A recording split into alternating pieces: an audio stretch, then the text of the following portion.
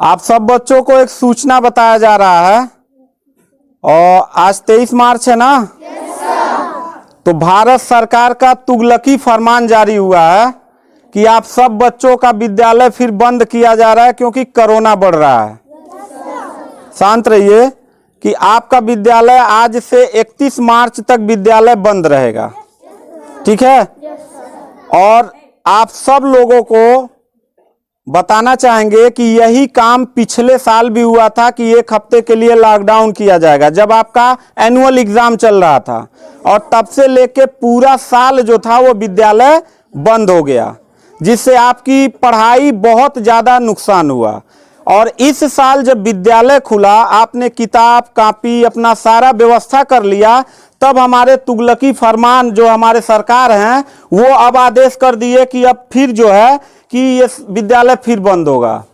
माननीय योगी आदित्यनाथ महाराज जी, मैं आपसे पूछना चाहता हूं कि आप बच्चों के भविष्य के साथ और जो प्राइवेट अध्यापक विद्यालय में पढ़ा के अपनी रोजी रोटी कमा खा रहे हैं, उनके पेट पे लात क्यों मार रहे हैं? इन बच्चों के भविष्य के साथ खिलवाड़ क्यों कर रहे हैं? ठीक है, कोरोना अगर बढ़ रहा है, विद्यालय बंद था, पूरे साल में किसी एक अध्यापक ने, किसी एक प्रबंधक ने कभी भी विद्यालय खोलने के लिए कोई धरना प्रदर्शन नहीं किया और हम लोगों ने पूरा सपोर्ट किया। लेकिन बीच में अगर कोरोना फैल रहा है तो मैं आपसे पूछना चाहूंगा कि जब गोरखपुर महोत्सव आप करा रहे थे तब कोरोना फैल नहीं रहा था। जब आप आके यहाँ पे इलाहाबाद के प्रयागराज में कुंभ का मेला लगवा रहे थे तब कोरोना नहीं फैल रहा था, जहाँ पे करोड़ों लोग स्नान करने गए। और अभी हरिद्वार में महाकुंभ का आयोजन आप करवा रहे हैं तब कोरोना नहीं फैल रहा है। बिहार में चुनाव हो रहा है तब कोरोना नहीं फैल रहा है। और विद्यालय जो बच्चों का सबसे देश की रीढ़ की हड्डी होते हैं, जिनकी बुनियादी शिक्षा, प्रारंभिक शिक्षा आप बिल्कुल बर्बाद कर दिए हैं पिछले 2 साल से, और अब जाके फिर लॉकडाउन आप लगा रहे हैं। तो आपसे पूछना चाहेंगे कि बच्चों के भविष्य के साथ आप मैच क्यों खेल रहे हैं? ये जितने भी बच्चे हैं, अगर 1 मार्च आप 1 अप्रैल बोले हैं, 1 अप्रैल तक अगर विद्यालय नहीं खुला तो इन सारे बच्चों को लेके मैं रोड पे बैठ जाऊंगा। ये मैं आपको खुला चैलेंज कर रहा हूं, क्योंकि बात सिर्फ मेरे तक का नहीं है, इन सारे बच्चों का भविष्य है और इन सारे बच्चों का भविष्य आप लोग अंधकार में डाल रहे हैं। आप लोग खुद नहीं चाहते हैं कि देश का बच्चा पढ़े, पढ़ के कुछ लायक बने। आप लोग अपना जब रैली निकालना रहेगा, चुनाव रहेगा, तो कोरोना आपके पास नहीं रहता है। और जब आपको लगेगा कि आपके विपक्ष में लोग खड़े हो रहे हैं तो आप कोरोना का ड्रामा करा के विद्यालय को सबसे पहले आप बर्बाद कर रहे हैं। आप बताइए, विद्यालय में आप गोरखपुर जिले में 193 लोगों ने अपने विद्यालय की मान्यता निरस्त करा लिया।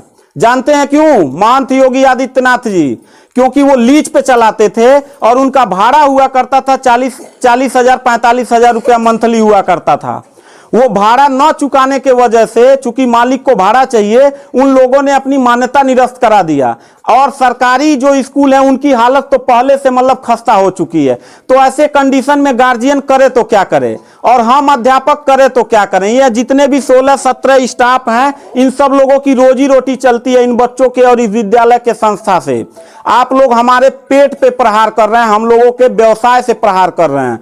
अगर आपको लग रहा है कोरोना है, ठीक है, विद्यालय बंद कर दीजिए, तो आप ये भी अपनी नियत को साफ करिए कि कुंभ का जो मेला, महाकुंभ का लगवाने वाले हैं, उसको भी कैंसिल कर दीजिए। और जो गोरखपुर महोत्सव और गोरखनाथ का मेला लगवा के आप ड्रामा करवा रहे हैं वो भी बंद करवाइए। यानी आप खुद नियम का पहले फॉलो करिए, हम लोग नियम को फॉलो करने के लिए तैयार हैं।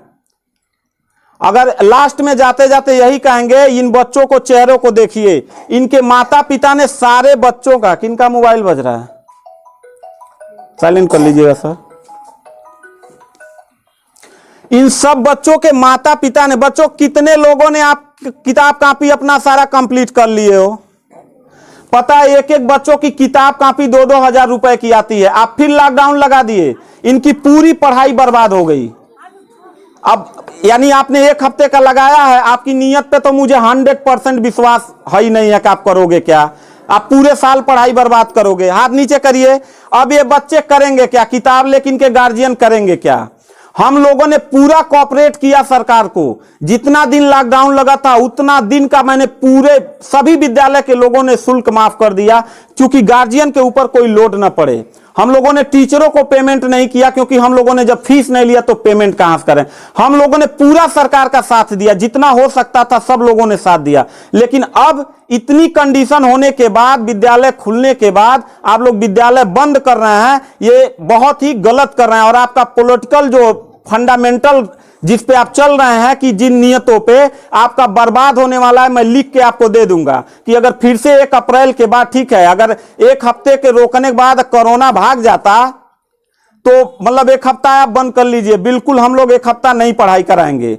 लेकिन अगर फिर साल भर का ड्रामा आपने किया तो निश्चित तौर पे याद रखिएगा कि तानाशाही उतना ही अच्छा लगता है जितना तानाशाह के अंत होने का समय ज्यादा दूर हो, और आपका समय बिल्कुल नजदीक आ गया है।